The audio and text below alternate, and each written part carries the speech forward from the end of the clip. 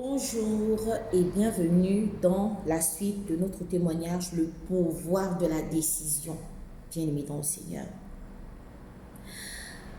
C'est l'histoire d'une jeune chrétienne, comme j'avais expliqué. Pour ceux qui veulent connaître le fond, ceux qui veulent connaître la suite, le début du problème, le début du témoignage, le début de l'histoire vraie que je suis en train de vous raconter, allez-y, suivre la première partie du témoignage, bien-aimé dans le Seigneur. Pour ceux qui ont suivi la première partie, nous allons poursuivre maintenant. Je pense elle pourra être la dernière partie, donc juste 2 parties et on termine avec le témoignage, bien-aimé dans le Seigneur. La sœur, la jeune femme, la sœur, avait entendu tous les bruits qu'elle pouvait entendre. La sœur avait entendu les spéculations des autres personnes en disant non, peut-être c'est ça qui t'arrive, peut-être c'est ceci qui t'arrive, peut-être c'est cela. Mais au fond, elle a dit, mais qu'est-ce que Dieu lui-même il me dit? Qu'est-ce que Dieu qui est l'auteur de ma vie, lui il me dit par rapport à ce problème? Dieu, est-ce qu'il va rester silencieux face à cette situation que je vis? Étant donné que moi, j'ai respecté sa parole, étant donné que j'ai marché selon ses pas, étant donné que je me suis mariée selon sa parole, va-t-il continuer à demeurer, à rester silencieux? Et ça a créé en elle une révolution. Ça a créé en elle une révolution.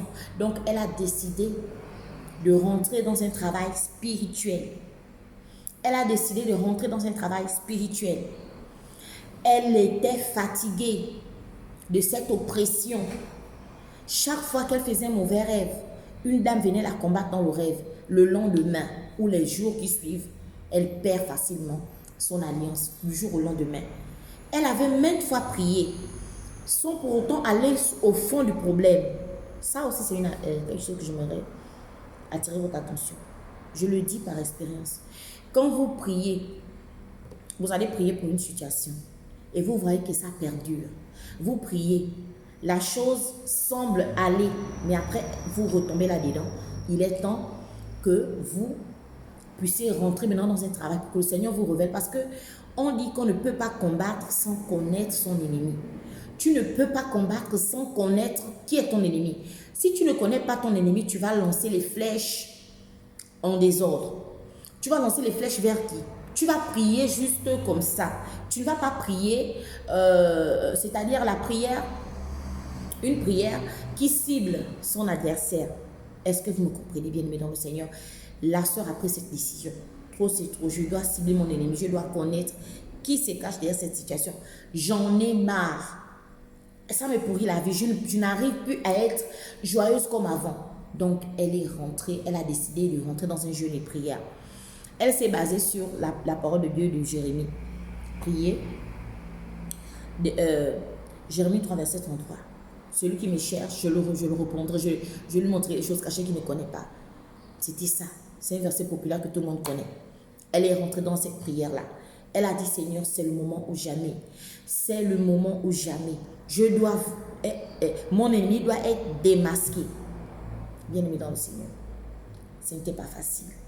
Elle a sa vie de foyer en tant que maman, en tant qu'épouse. Mais elle doit également rentrer dans la vie de la prière. Elle doit également faire ce jeûne parce qu'elle a le poussé à bout. Donc, essayez un peu de voir la configuration dans laquelle elle était arrivée. Elle avait décidé de ne même plus se faire belle.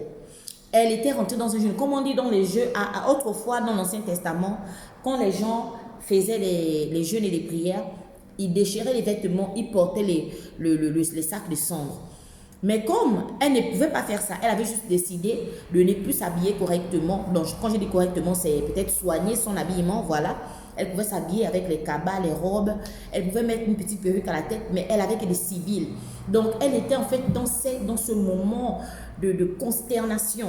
Elle priait, elle demandait à Dieu, Seigneur, je n'ai que toi. D'autres devaient déjà aller consulter les charlatans pour savoir ce qui ne va pas. Mais moi, je n'ai que toi. Est-ce que tu vas rester silencieux face à cette oppression? Tu as brisé les chaînes. Mais pourquoi je me sens comme liée par ce problème. Seigneur, révèle-toi. Dis-moi ce qui ne va pas. C'est toi qui es au centre de mon mariage. C'est toi qui es au centre de mon foyer. De moi-même, je ne peux pas. Je n'ai pas de force. Toi seul, tu es Dieu. Tu connais les choses invisibles et visibles. Parce que rien n'est caché devant ta face. Tu sais ce qui se passe réellement derrière ce problème de la bague. J'aimerais que tu puisses me révéler le problème. Donc, elle priait de cette façon, avec une foi pas possible, même poussée à bout. Elle jeûnait tous les jours. Elle jeûnait tous les jours. Lundi, elle jeûnait.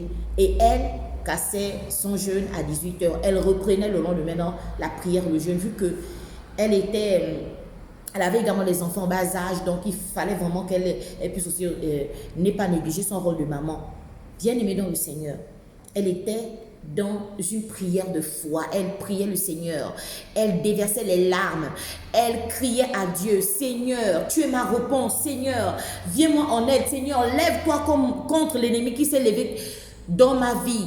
Lève-toi, révèle-moi. Qu'est-ce qui se cache? Donc, quand elle priait comme ça, elle pensait que le Seigneur devait lui montrer un songe, ou le Seigneur pouvait parler au travers d'elle, ou le Seigneur pouvait faire quelque chose en tout cas, comme même lui parler au travers d'un enfant. Tout est possible avec Dieu. Si l'âne de Balaam a pu parler au prophète Balaam qui s'égarait pour lui ramener sur la voie, qu'est-ce que Dieu n'est pas capable de faire, bien aimé dans le Seigneur? Il peut même faire parler un oiseau. Tu vois, l'oiseau te parle, mais tu entends la voix de Dieu te parler au travers de l'oiseau. Il peut te parler au travers d'un fou. Il peut te parler au travers d'un enfant qui est à la maison. Donc vous voyez un peu, elle s'attendait à ça, bien aimé. Mais souvent Dieu n'agit pas comme nous on entend. Après ces mois, après des jours et des semaines de jeûne et de prière, elle entend comme quelque chose qui lui disait, ta délivrance arrive. Ta délivrance arrive. Elle dit que quelle délivrance? La délivrance de la bague. Parce qu'elle elle avait perdu également la bague. Donc elle avait une bague même qui n'était même pas une vraie bague. Juste parce qu'il ne faut pas laisser le doigt libre.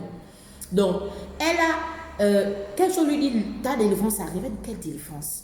Et quelques jours plus tard, quelques semaines plus tard, parce qu'elle était toujours en prière. Son mari également l'aidait dans la prière. Son mari également était à ses côtés. Il lui disait que si c'est une main noire, Dieu, il va nous révéler ça d'une manière ou d'une autre. Donc c'était seulement ça. Attends-toi à Dieu. Son mari également la soutenait parce que de voir son épouse comme ça également, ça le faisait également mal. Donc du coup, elle s'attendait à ce que le Seigneur vraiment se manifeste la manière dont elle avait peut-être conçu dans sa tête. Elle devait peut-être parler par une voix audible, ou bien parler par une personne, ou bien une vision, voir la télévision s'allumer, elle devait voir tout le film. Mais ensuite, après ces moments de prière, elle sentait la délivrance, le jour de la délivrance. Ta délivrance approche, ta délivrance arrive, elle n'a pas compris. Après, quelques semaines plus tard, un homme de Dieu a été envoyé dans la vie dans laquelle elle était. La vie dans laquelle elle était, l'église dans laquelle elle persévérait. Cet homme de Dieu était venu. Le message que cet homme de Dieu avait prêché de la chair, c'était un poteau d'attache. Quand elle était arrivée ce jour à l'église, c'était un dimanche, elle était, comme d'habitude, brisée. Donc, elle a entendu la prédication, c'était un poteau d'attache. Elle a dit, mais Seigneur, où est mon poteau d'attache? Il est où mon poteau d'attache? Le prédicateur prêchait avec ferveur. Le prédicateur prêchait avec tellement de conviction pour dire que Dieu peut te donner ton poteau d'attache. Elle a dit, Seigneur, je veux maintenant que tu me donnes mon poteau d'attache. Toute la prédication s'est passée en silence. Elle était assise. Elle observait. Après le culte, elle s'est levée pour aller rencontrer l'homme de Dieu. Dès qu'elle s'est assise et elle a commencé à ouvrir sa bouche pour expliquer à l'homme de Dieu, s'en est suivi des larmes qui ont envahi tout son visage. L'homme de Dieu a senti que non. Là, elle est vraiment poussée. C'est-à-dire qu'elle a une poussée à bout. Elle n'en peut plus de cette situation. Elle a expliqué au début comment ça s'est passé. Comment la sirène était venue l'arracher la lance, la première nuit qu'elle avait passée chez elle. Comment, depuis lors, depuis lors qu'elle avait perdu la bague, elle sentait c'est-à-dire que les forces du mal sous forme de féminin. Donc une femme qui venait se battre avec elle, combattre avec elle chaque fois, et après elle perdait toujours l'alliance. Vous voyez bien aimé dans le Seigneur, c'est un peu ça. Et ensuite, qu'est-ce qui s'est passé?